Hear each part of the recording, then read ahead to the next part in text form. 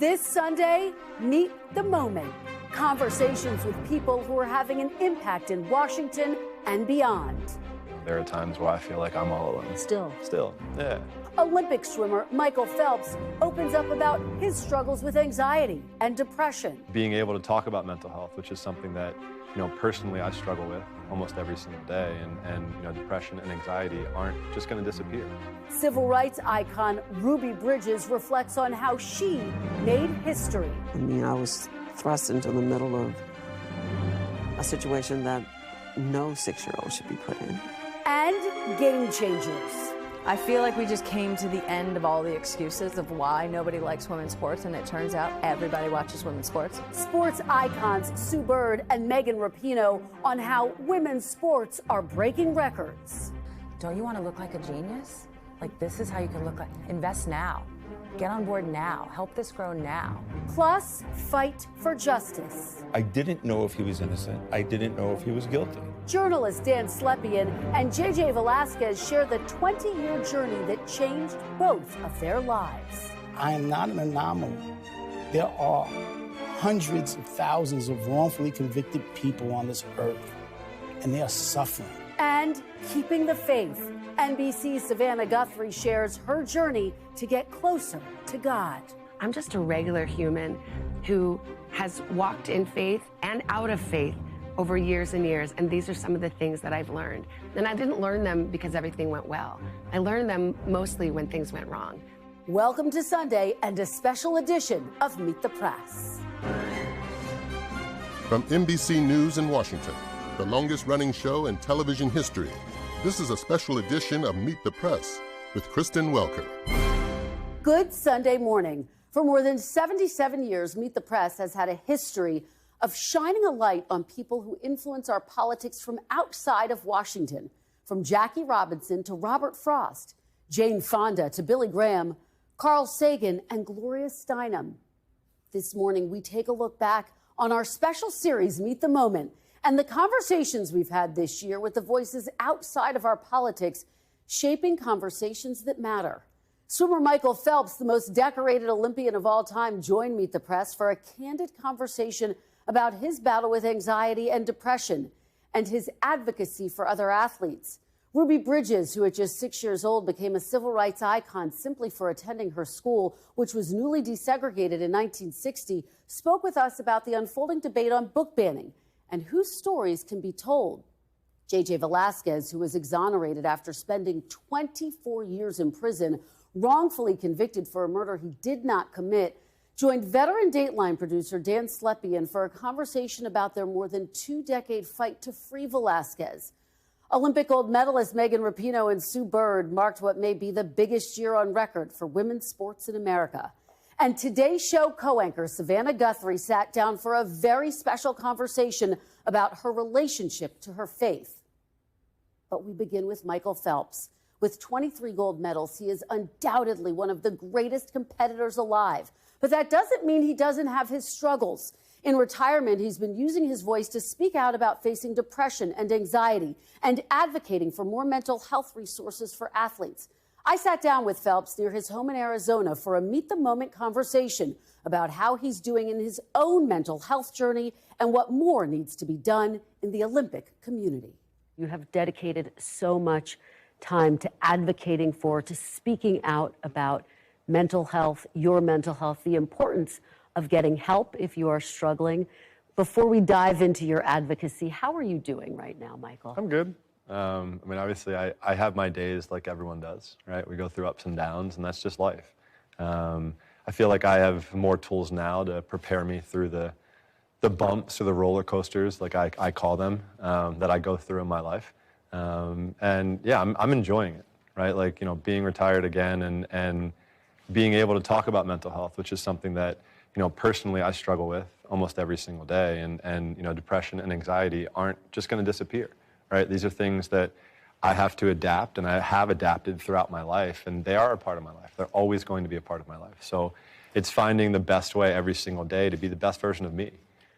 You just said something really powerful, which is that you still struggle with depression and anxiety every day. Yeah, there are times. There are 10-day spells where every day is a struggle, But for me, it's what can I control in that moment?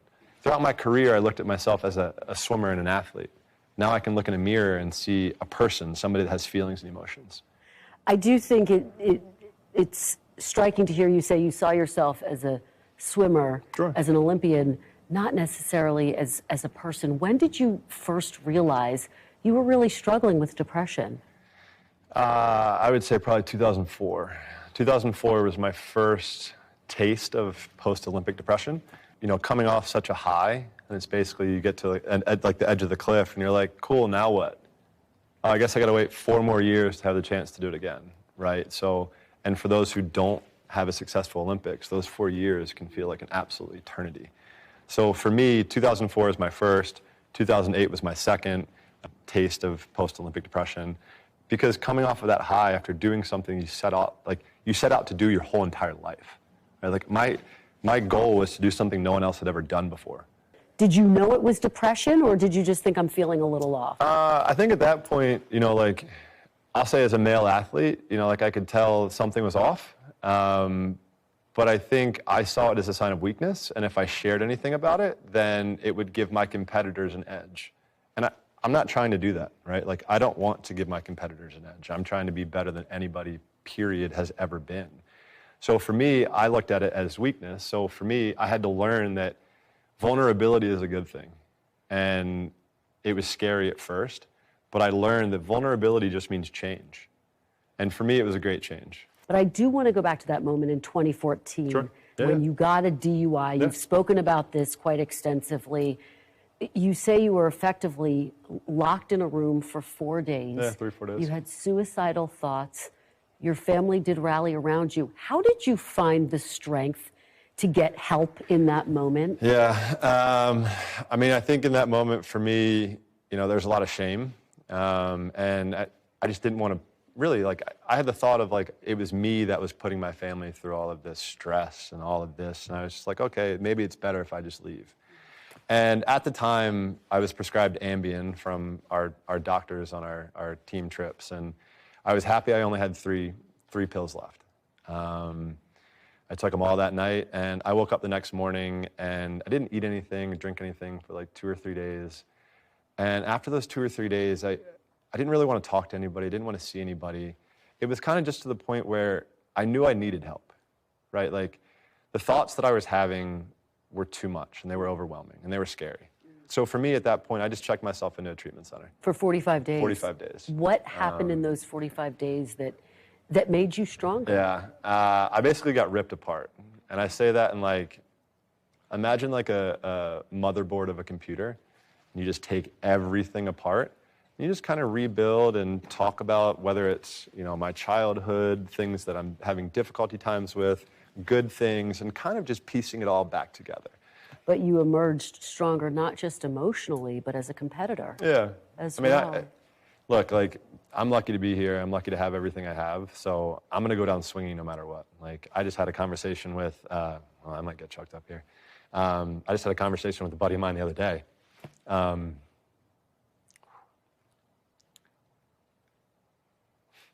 Take your time, it's okay.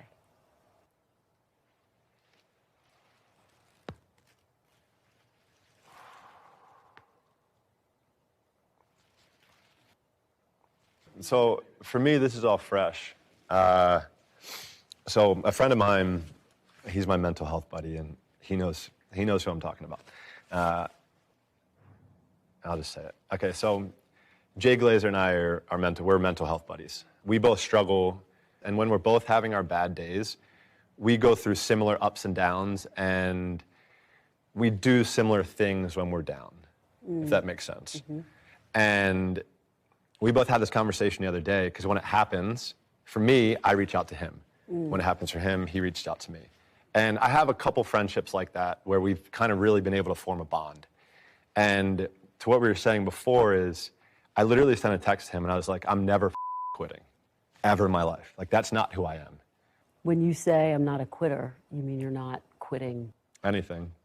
I won't quit anything. I will never give up at anything that, you know, there are so many goals of mine that I have and want to accomplish, and no matter how hard it gets, I'm never giving up. There's a reason why I was able to win 23 Olympic gold medals, right? So I'm determined, I'm stubborn, a laundry list of things. I just don't give up. What is your advice, Michael, to someone who is watching this, who's struggling, who feels alone, who doesn't feel like they have the strength or community to help them? I would say, one, reach out to a loved one that you can trust. And I would say, again, also, one, reach out to somebody you can trust. Two, I would say you're not alone, like, without question. There are times, even though I have a Rolodex of people I can reach out to, there are times where I feel like I'm all alone. Still, yeah. I mean, it's those days, but I still know that I'm like, all right, pick up the phone. Who can I call? Like, just go through and make a phone call. The U.S. Olympic Committee has said that it has made advances, particularly in the wake of your speaking out, other athletes speaking out. How do you assess the changes that the U.S. Olympic Committee has made? Has the committee gone far enough? What do you want to see happen that hasn't happened? There needs to be more, flat out. The ABC organizations have done some steps in the right direction to get help and care that us as athletes need, but they're not doing everything they can, and that upsets me. What do you want to see them do specifically?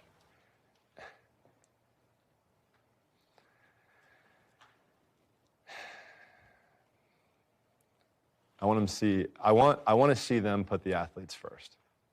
That's it. Nothing else to say. And that means providing better mental health care? It's everything. The athletes need to be first. And you didn't feel that way when you were an Olympian? I walked into training rooms at the USOC and couldn't get care.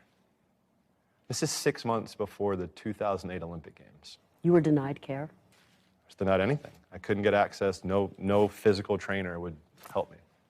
So if that's happening with me, it's happening with others too.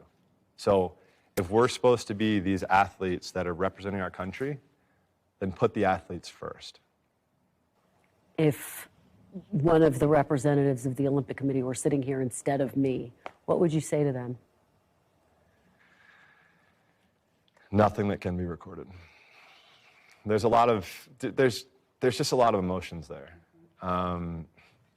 There's so much passion for me, and I want what's right, period. That's all. And I won't stop until everything is done that I think needs to be done.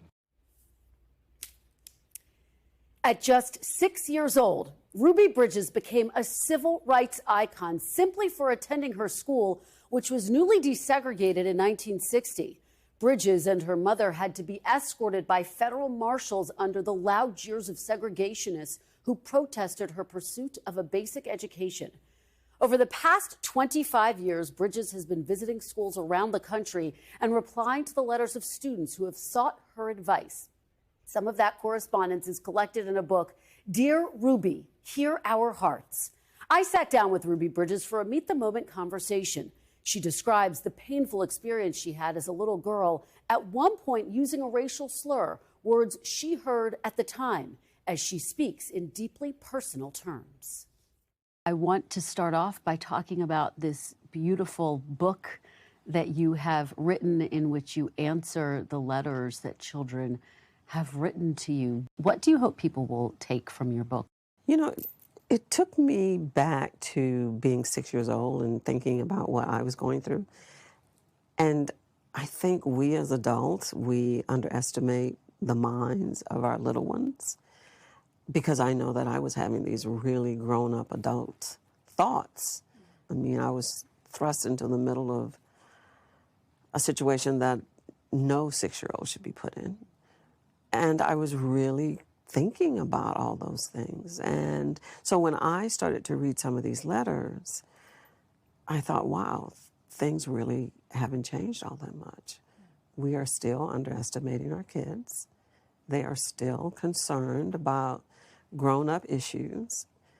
And I heard their hearts. Take me back to what that was like for you when you were 6 years old You were being escorted by U.S. Marshals into a school that was newly desegregated. You had to sit in a classroom all by yourself. What was that walk to school like for you?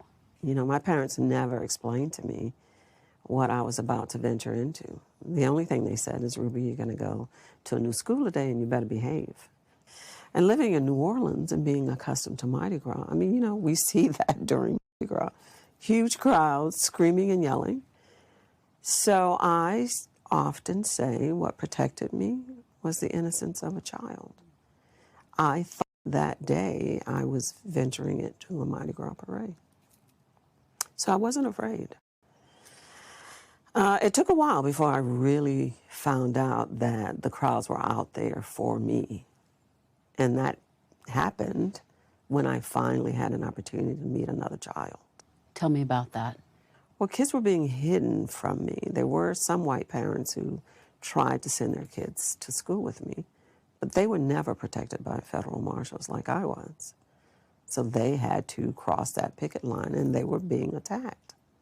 So even if they were not racist, it would probably be very hard for them to send their child. But they did, a few of them. And the principal was part of the opposition, so she would take them and hide them. So they would never see me, and I wouldn't see them. But once I got into the classroom and met these other kids, a little boy said, I can't play with you. My mom said not to because you're a nigger. And the minute he said that, everything sort of came into focus for me.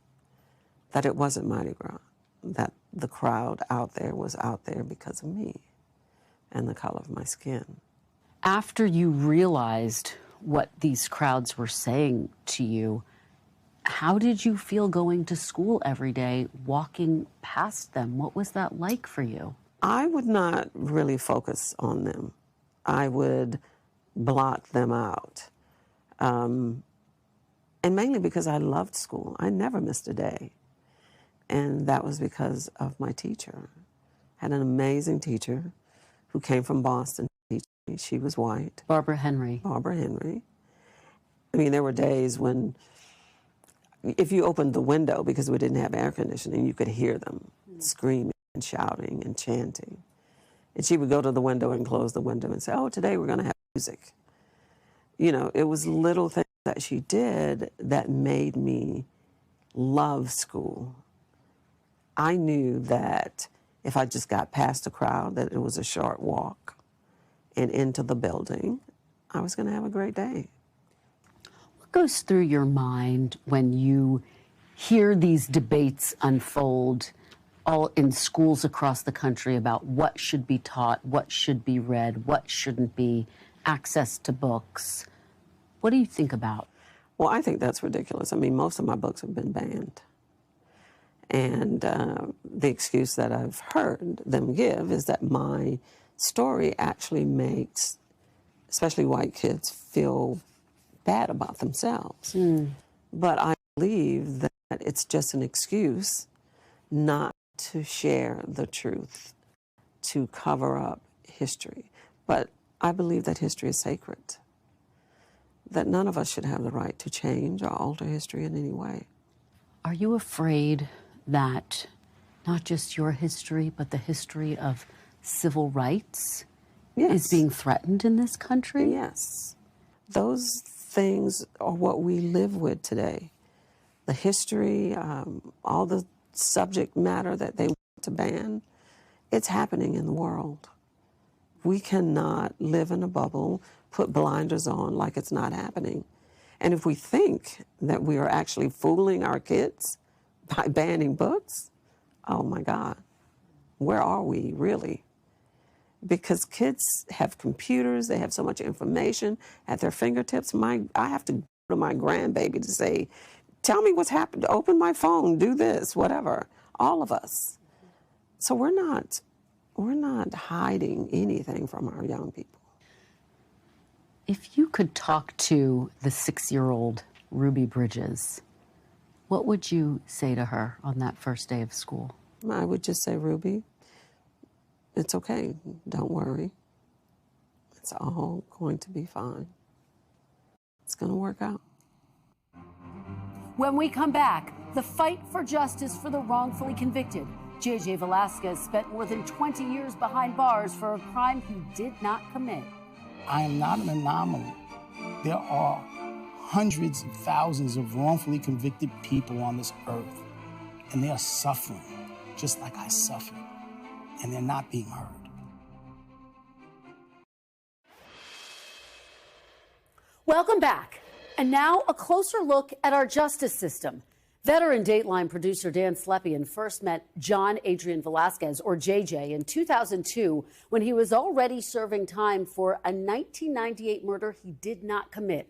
From his cell in Sing Sing, JJ aided Slepian in his investigations until he was granted clemency and released in 2021 after more than 2 decades in prison. The Sing Sing Files, one journalist, 6 innocent men, and a 20-year fight for justice tells the deeply personal story of their relationship, their fight to overturn wrongful convictions, and to reform the legal system. In September, Manhattan District Attorney Alvin Bragg announced that his office would vacate Velazquez's murder conviction. I sat down with Slepian and Velazquez for a meet-the-moment conversation right before that announcement. I didn't know if he was innocent. I didn't know if he was guilty. And I said to him what I say to everybody who says that they're innocent to me. I said to him, look, I don't know if you're guilty or you're innocent. I am not your friend. I am not your advocate. All I care about is the truth. And if I find evidence of your guilt, it's coming out. JJ, what was it like from your perspective when you first met Dan and you heard those words? Initially, it's always painful when you're telling the truth to someone and they're not trying to hear you, right? But it's also expected because of the circumstances that I was under. I'm being accused for taking a police officer's or a former police officer's life, which is one of the most heinous crimes someone can be charged with. And so as a young journalist, which Dan was when we first met 22 years ago, I can't expect him to just not know me from anywhere, not have any credible sources, and just expect what I'm saying is the truth, right? So the reality was, in that moment, as he was saying that, the only thing that I could come up with in my mind was like, how do I get this guy to really believe that I'm not playing with this, that I'm serious, I'm innocent, and I need help? And so I challenged him to prove me guilty. And that's what caught him. It's not just that you're a singular case. You started covering the wrongful conviction of, again, someone who you were in jail with, David Lemus, who was also wrongfully convicted. And you were in disbelief that there could be 2 people in such close proximity. It's a 1 in a million case. But when I came to my own moral certainty that David Lemus was probably innocent, I visited him at the prison he was at on Thanksgiving Day, on the anniversary for the murder for which he was wrongfully convicted. But I walk into the lobby that day, and I see a woman holding the hands of 2 little boys. And she stops me and says, "Are you Dan?" I hate to tell this part of the story, bro. Because you could see those 2 little boys. Yeah. I wasn't there and I could see them. JJ's older son was on Maria's right side, John Jr., and Jacob, the littler one, was on her left side. He came up to her waist, And I didn't know who these people were. And Maria says, "My son, JJ, he's innocent. Can you help us?" And I didn't believe her. But it was the little boy, Jacob, who looked up at me with these eyes, these huge, beautiful saucer eyes. And my wife wasn't even pregnant yet. I was about to be a father. I mean, I've known JJ longer than I've known my daughter, who's in college. And I looked at that boy's eyes, and I thought that my immediate thought was, I don't care if his father's innocent or guilty. This little kid should not be in a prison on Thanksgiving morning. That was the beginning for me. And what happened from there were letters from JJ and a relationship that ensued that today, 22 years later, I would put myself in front of a train for him. I would take a bullet for him. I know it's emotional. He's among the closest people in my life. JJ, and I want to talk about your relationship, but I want to talk about those little boys. Because from that moment on, you were behind bars for another 20 years. What was taken from them in that time, and how hard was it for you to be away from them? I would say it starts with the fact that what they took from both of us, they took the right to be a father from me, and they took the right to have a father present from them. Our lives were lived in pictures, not in real time. The only real time we had was on visits, where you can barely do anything. And for the first 10 years of my children's life, as a father, I'm scarred because they spent 5 days in school and 1 day in prison and only had 1 day to build their social lives. And that's just not the life for a child. They deserve better. Through all of that pain, JJ, you never gave up. No. You continued to give every piece of evidence you could to Dan for his investigations. You continued to ask for retrial after retrial. You were never granted freedom at that moment. How did you keep going? Hope, purpose. During the early part of my incarceration, I read this book by Viktor Frankl, and it's called Man's Search for Meaning. It's a very thin book, but it's so powerful. It was about Viktor Frankl himself, who was at the concentration camps, and he was studying the people around him. And what he found was that the people who survived the Holocaust survived because they were tied to a sense of purpose. And so that led me to believe that I had to find the sense of purpose while I was in prison. And it took a while for me to figure it out. But when my mother approached me on a visit one day, and she was just like, I can see you slipping. I see that you're changing. Don't let this place change you. You need to grow where you're planted. They can lock up your body, but they can't lock up your mind. In 2021, you did learn that Governor Cuomo granted you clemency. This is not a full pardon, so in the eyes of New York, you are still a convicted criminal. But what was that moment like when the gates opened and you walked outside a free man? When that gate opened, my purpose was right in front of me because my family was waiting for me right there. My children, my mother. That was my hope. That was my purpose. I think that as hard as it is for me to swallow what I'm about to say, I've realized that as much as I've been through, there was a need for me to go through that. To be in the position that I am right now, to have this conversation with you and to be able to touch the world. Because I am not an anomaly. There are hundreds of thousands of wrongfully convicted people on this earth, and they are suffering just like I suffered, and they're not being heard. When we come back, with millions of fans and billions of dollars, women's sports are breaking records. Our conversation with sports icons Sue Bird and Megan Rapinoe is next. I feel like we just came to the end of all the excuses of why nobody likes women's sports, and it turns out everybody watches women's sports.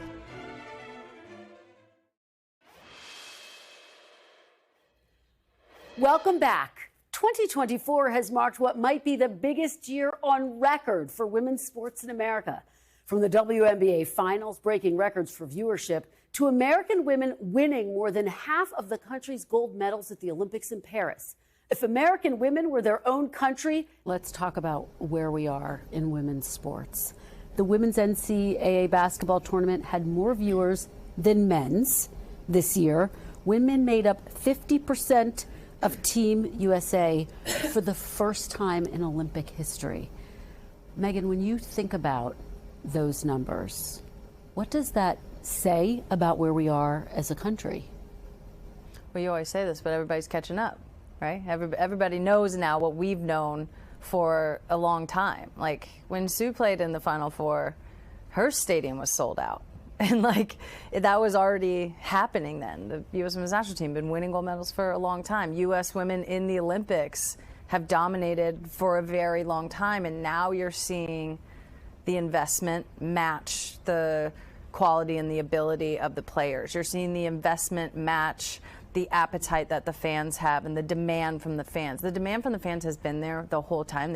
Things haven't been available, whether that's on streaming or whether that's on TV or whatever it may be. And I think this moment is like, I feel like we just came to the end of all the excuses of why nobody likes women's sports, and it turns out everybody watches women's sports. Everybody likes it. Everybody's into it. Turns out, oh, we're really good at sports. We're really entertaining. We're actually really amazing off the court. We care about our teammates. We care about our community. We care about politics. We care about making the world a better place, and it's an incredibly desirable product for people to watch, for players to play in, for sponsors to sponsor, for people to put on TV. So it's like, we always just feel like we've been knowing this is ready, and I feel like everyone else is now ready for that.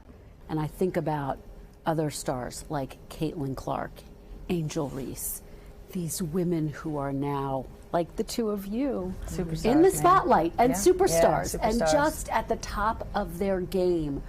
I wonder what you would say to them, what you have said to them about how to both be focused on your sport and your craft, but also manage all of that pressure, which is a lot. Yeah, it's really fun, rewarding, and also interesting to watch these younger athletes step into their professional careers. Obviously, Caitlin and Angel are two great examples. What I see immediately, and I think some of this has to do with NIL in college, right? Like, so much earlier, these athletes are thinking about themselves as businesses, as brands.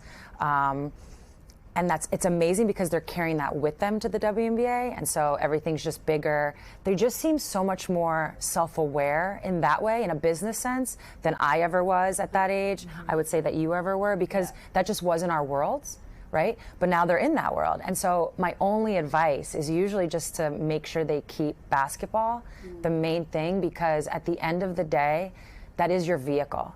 It's your vehicle to, Angel Reese has a podcast.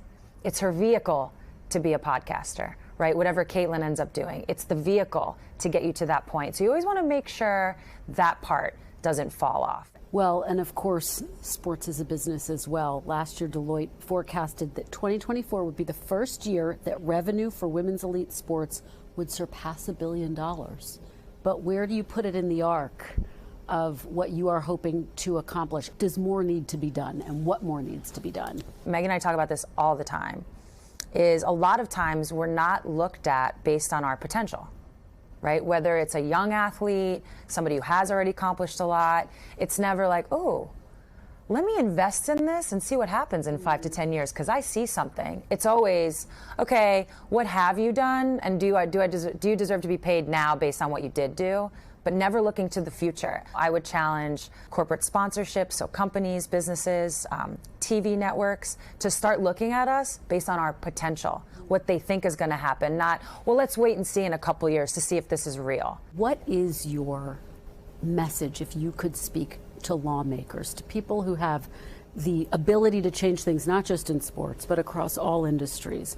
What's the message to them? I think in so many ways, I would love for people to just believe in it, and that would be reflected in the policies that they craft up, but that's obviously not the case, and it's been very entrenched. So, like, people don't really think about it, but public investment in men's teams is in, at this point, likely the hundreds of billions. We're talking stadiums, practice facilities, investment around, like, building, you know, the kind of like restaurants and the scene around the stadiums. Like, a lot of that is done with public money. Show me the area where billions of dollars have been invested into women's sports, women, young girls, education, any of that. So, like, I think from a holistic perspective, there's so much we need to do. You've both been so celebrated, and then recently your number was retired by the Seattle Reign, and you have a street named after you in Seattle. Sue, what are those moments like? So those are powerful. They're powerful, they're meaningful. I think where I've landed with it is, you know, you play the game, maybe you set some records, you win some championships, and yes, the memories always stay, but there's always another athlete that comes and, you know, breaks one of your records, or, you know, maybe wins more gold medals. And then you start to realize, okay, so what's this other impact that I've had? And I think when you're honored in a way of a jersey retirement, in the case for me with the street being named after me, those last forever. And that really, I think, is an indicator of your legacy. And more than that, it's a see it, be it moment for a young girl out there, right? We've actually changed the world in that way, because I didn't have athletes that had jerseys retired or streets named after them to be like, I want to try to do that one day. And now there's a younger generation that can see us and see what we've achieved and try to do that. You use that word legacy, which is so powerful. Megan, what do you think your legacy is and will be? Oh, that's a question I think for other people to answer. But I think part of the legacy is, you know, growing our individual teams, growing the sport, to think about where the sport is now for a Trinity Rodman versus where it was for me when I was growing is massively different. And there's a million people that are involved in that. But to have our little fingerprints on it in some way, I think when I think about legacy, I think of seeing more like openly gay people in the stands and families, and like seeing Black Lives Matter flags in the stands, and like seeing groundbreaking CBAs and seeing equal pay, like seeing the team continue to win, which has always been the legacy, which is the legacy that I picked up from other people. Now these players get to just take it to a whole new level and, you know, blow us out of the water. And I feel like that's exciting for us and like meaningful for us, of like, we built something that was sturdy to stand on and now they're flying. When we come back, NBC's Savannah Guthrie opens up about her faith journey. The number one thing I say is bring those doubts to God. Bring your whole self to God. He's not afraid of our questions.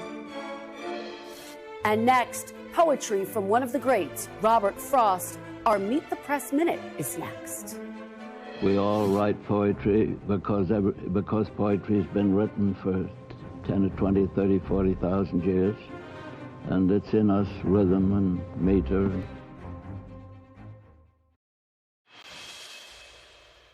Welcome back. We introduced Meet the Moment just last year, but this broadcast has been a forum for cultural icons for more than 77 years. On Christmas Day in 1955, the only poet ever to receive 4 Pulitzer Prize awards, Robert Frost, joined Meet the Press. Asked which of his poems best captured the spirit of America, Frost shared these memorable lines. The land was ours before we were the land's. She was our land more than 100 years before we were her people. She was ours in Massachusetts, in Virginia, but we were England's, still colonials, possessing what we still were unpossessed by what we now no more possessed. Something we were withholding made us weak until we found out that it was ourselves we were withholding from our land of living, and forthwith found salvation in surrender. Such as we were, we gave ourselves outright. The deed of gift was many deeds of war to the land vaguely realizing westward, but still unstoried, artless, unenhanced, such as she was, such as she would become. And it all lies in that first line. The land was ours before we were the land's. To learn more about the books featured on Meet the Press, go to NBCnews.com/books. You'll also find new releases on history, biography, and more. NBC News receives a commission for sales made through our website.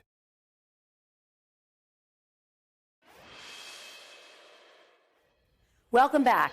You know her as the co-anchor of the Today Show, but now Savannah Guthrie is showing the world a new side of herself, her relationship to her faith. While she doesn't consider herself a theologian, Savannah says, like so many Americans, she's had a spiritual journey throughout her life, from Sunday school to choir practice. She always saw God as the 6th member of her family. In her book, Mostly What God Does, Savannah explores her relationship with God and how it's impacted the biggest moments of her life. I sat down for a very special Meet the Moment conversation with my NBC News colleague to discuss what she's learned while reflecting on her deeply held beliefs. Why did you want to write this book now? You know, no one is more surprised than me that I wrote a book about anything, let alone about faith and about God. It's definitely the most personal and vulnerable thing I've ever done. Well, as someone who's known you for a long time, I have to say one of the most beautiful parts of reading this book is that I hear your voice in every word. Really, I felt like I was sitting with you every time. For better or worse. This book. And I think the world gets to hear your voice every morning on TV. But how did you find your written voice, your literary voice? I love to hear you say that because we are dear friends. And I've had many of my friends say, this is so funny, reading this is like sitting and having coffee with you. It really is. Or more likely wine in my case. But, you know, I just wrote my own thoughts. It's really, I tried to make it very simple, very plain, very down to earth, very accessible.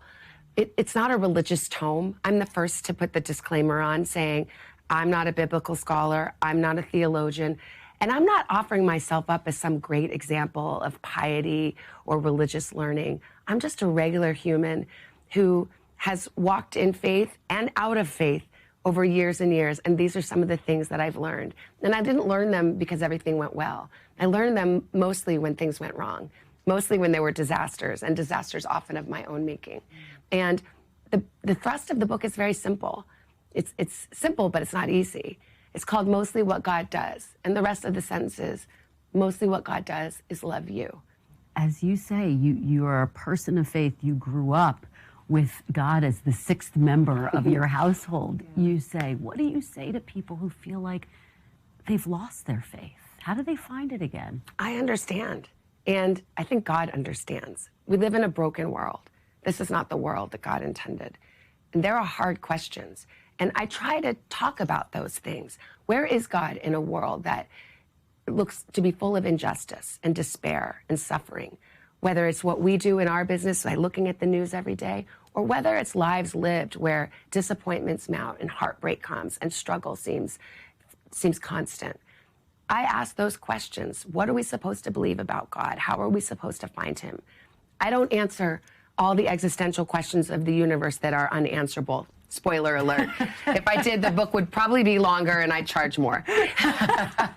But I don't think it is a mistake, and I don't think it is a lack of faith to grapple with those doubts. And the number one thing I say is bring those doubts to God. Bring your whole self to God. He's not afraid of our questions. And you do write very candidly about one of the most painful times in your life, which is losing your father. At the age of 16, you say, I remember some of my friends asking if I could still believe in God if his sudden death at the age of 49 had made me doubt my beliefs. No, I said, this is when I need God the most. But Savannah, I think a lot of people still wonder, how were you able to keep your faith and find such a strong relationship with it all these years later, despite such a devastating loss at such a young age? Well, you know, when I said that to my friends, I was 16 years old, and that was my first reaction. No, I can't give up God. I can't lose my dad and God, not at the same time. But the rest of my life is a story of any kind of relationship where there's been a breach of trust. And when we have things that come to us that are hard, when we have suffering, it is a breach of trust. I write about this.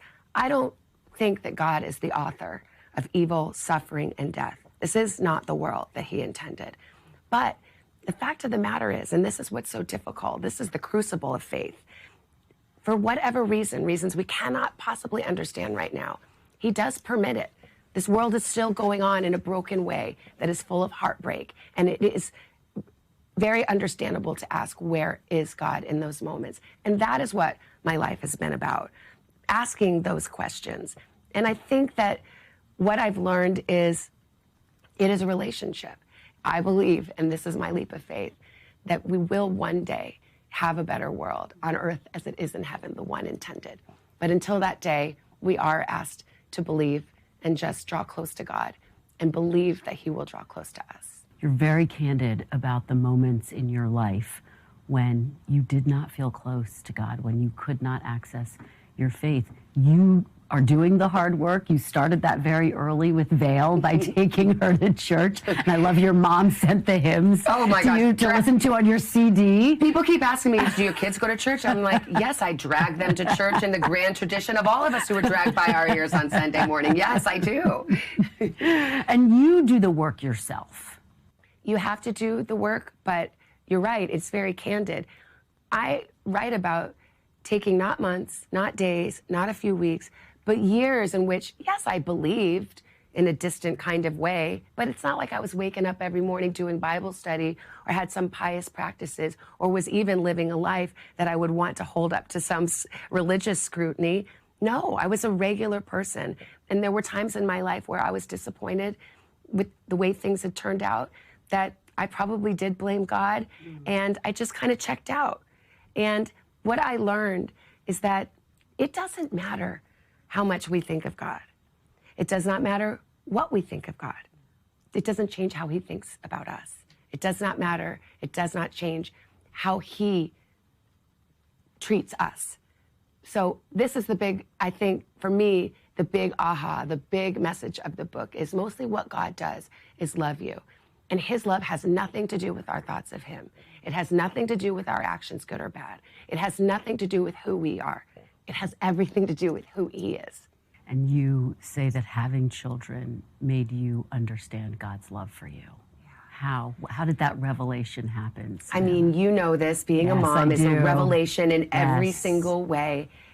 But spiritually, it really was too. There was a moment when I realized when my daughter was born, of course, this love that was unimaginable to me before, and unlike any other I had experienced, because it's the closest I think we'll ever come to understanding how God relates to us. Because a mother or father's love for their child is unconditional. Again, it doesn't matter how they act. On their worst day, your love is not any different for your daughter. On their worst day, no matter what she does, no matter if she's a snarly teen at 13 and says, I hate you, mommy, you will love her the same. There's not one thing you could do or say for or against that she could do that would make you change your mind about her.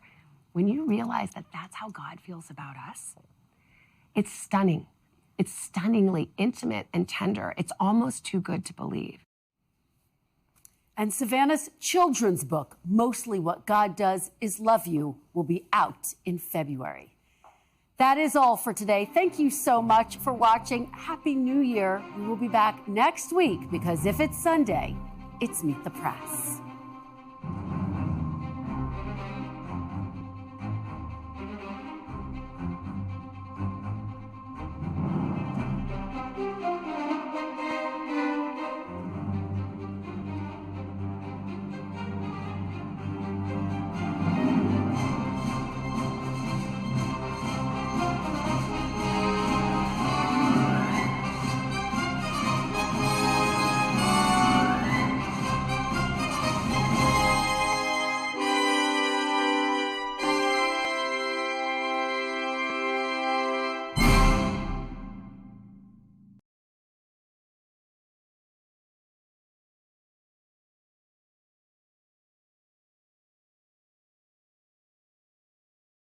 Thanks for watching. Stay updated about breaking news and top stories on the NBC News app or follow us on social media.